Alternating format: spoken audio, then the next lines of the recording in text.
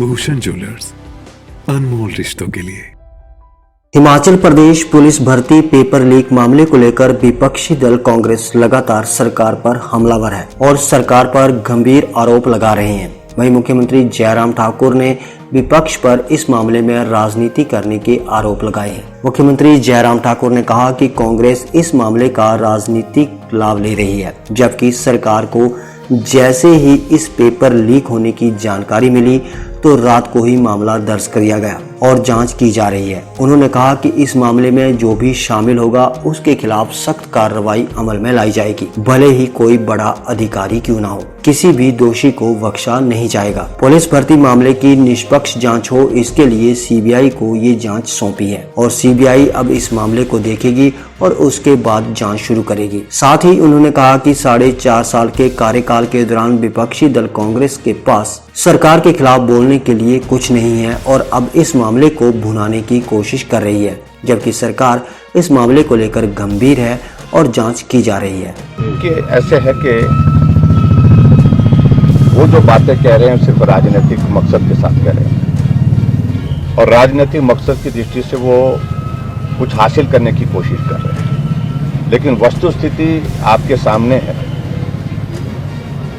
जब रात को 11 साढ़े 11 बजे हमको जानकारी मिली और हमें इस दिशा में पुष्टि होती दिख रही थी कि ये पेपर लीक हुआ है, रात को ही हमने आदेश दिए FIR लॉन्च करने के और उसके पश्चात सुबह 9 बजे SIT कॉन्स्टिट्यूट करने के आदेश दे दिए।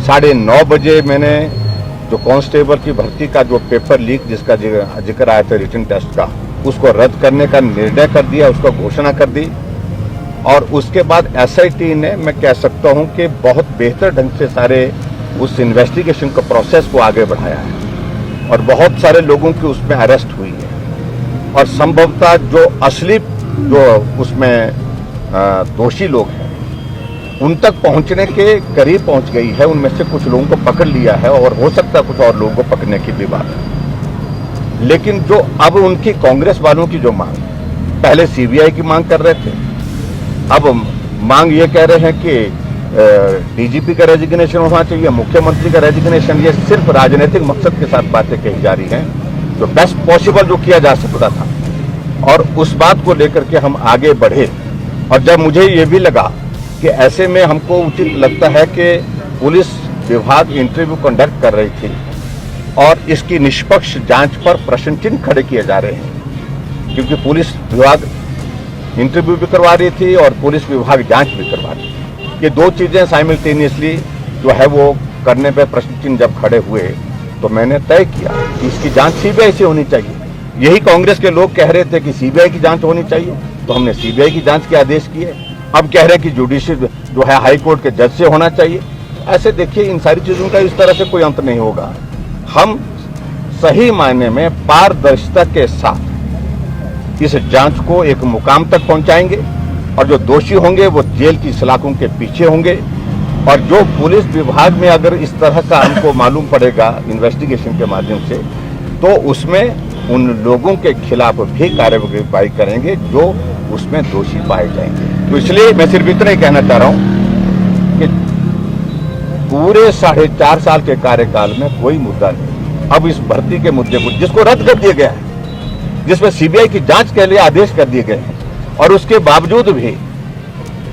बावजूद भी इस प्रकार से बात कहना, तो मुझे लगता है कि कतई भी तर्कसंगत नहीं है। सिर्फ राजनीतिक दृष्टि से उसको लाभ लेने की कोशिश कर रहे हैं, जिसका कोई अर्थ नहीं। हमने CBI को कह दिया, आगे CBI हैंडओवर करने का विषय नहीं होता। उसमें हमने CBI के लिए जांच के आदेश दे दिए है। CBI इसको एग्जामिन करती है कि उनने इस केस को लेना है कि नहीं लेना है।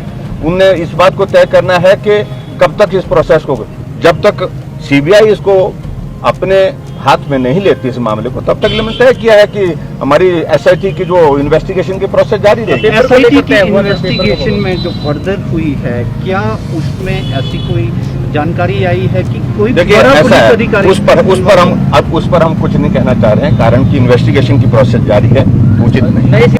हिमाचल दस्तक वेब TV के लिए शिमला से परवीन मुंगटा।